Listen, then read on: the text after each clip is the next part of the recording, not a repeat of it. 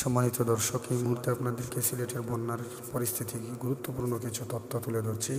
ভারত থেকে নেমে আসা উজানের পানি সিলেটে 5 থেকে 7টি উপজেলায় বন্যার সৃষ্টি হয়েছে। সেটা আকস্মিক বন্যা বলা যেতে পারে, কেননা গতকাল যেভাবে পানি এসেছিল তীব্রবেগে, আজকে কিন্তু কমতে শুরু করছে।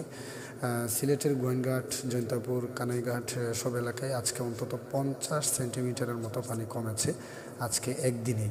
আজকে সবচেয়ে আশার খবর হচ্ছে আজকে সকাল থেকে বৃষ্টি হচ্ছে না, সিলেটে বৃষ্টি হচ্ছে না, এবং বৃষ্টি না হওয়ার কারণে পানি কিন্তু দ্রুত কমে যাচ্ছে, ভাটির দিকে চলে যাচ্ছে।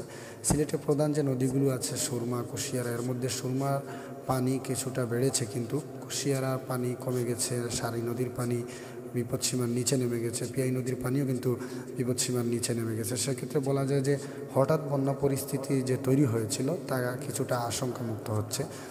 জেলা প্রশাসন যেটা বলছেন যে তারা কিন্তু অনেক মানুষকে আশ্রয়কেন্দ্রে নিয়ে এসেছেন, বিজেপি সহ অনেকেই সংশ্লিষ্ট যারা রয়েছেন তারা আশ্রয়কেন্দ্রে নিয়ে এসেছেন। বেশ কয়েকটি কিন্তু আশ্রয় কেন্দ্রও খোলা হয়েছে, কিন্তু সেগুলোতে এখন পর্যন্ত 5,000 মানুষ আশ্রয় নিয়েছেন।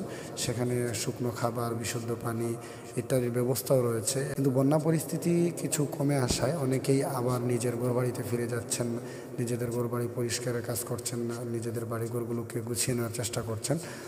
আসার খবর হচ্ছে যেটা সিলেটে যদি বৃষ্টি না হয় তাহলে বন্যা পরিস্থিতি নিয়ন্ত্রণে চলে আসবে, এবং সেই বন্যা দীর্ঘমেয়াদী হবে না বলে আশাবাদী সংশ্লিষ্টরা। গত 24 ঘন্টায় চেরাপুঞ্জিতেও বৃষ্টিপাত হয়নি, মাত্র 192 মিলিমিটার বৃষ্টি রেকর্ড করা হয়েছে, এবং সিলেটেও মাত্র 55 মিলিমিটার বৃষ্টি রেকর্ড করা হয়েছে, যার জন্য আশা করা যায় বন্যার পানি কিন্তু বাড়বে না, বন্যায় কবলিত হবে না সিলেট অঞ্চল, বরং কমবে ইনশাল্লাহ।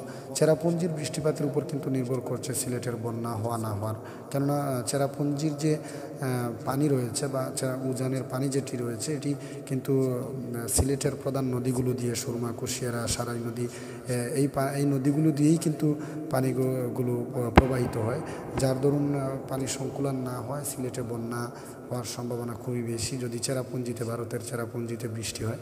তো এখানে যে বিষয়টা হচ্ছে যে ভারতের চেরাপুঞ্জিতে কিন্তু বৃষ্টি হওয়ার সম্ভাবনা রয়েছে আগামী রবিবার পর্যন্ত।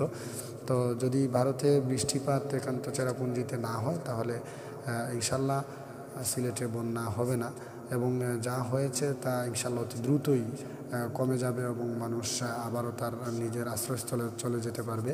কিন্তু এই অল্প দিনেরই কিন্তু এই পানিতে এবং এই বন্যাতে কিন্তু প্রচুর মানুষের ক্ষয়ক্ষতি হয়েছে, কোটি কোটি টাকার মানুষের কিন্তু সম্পদ নষ্ট হয়েছে। আমরা অবশ্যই আমাদের জায়গা থেকে সিলেটের মানুষের জন্য দোয়া করি, তাদেরকে সহযোগিতা করার চেষ্টা করি। আজকের ভিডিওটি ভালো লাগলে অবশ্যই আপনারা ভিডিওটি শেয়ার দিবেন, পাশাপাশি আমাদের আর রায়হান টিভি ফেসবুক থেকে দেখে থাকলে ফলো দিবেন, এবং ইউটিউব থেকে দেখে থাকলে অবশ্যই আর রায়হান টিভি আপনারা সকলে সাবস্ক্রাইব করবেন। সবাইকে ধন্যবাদ।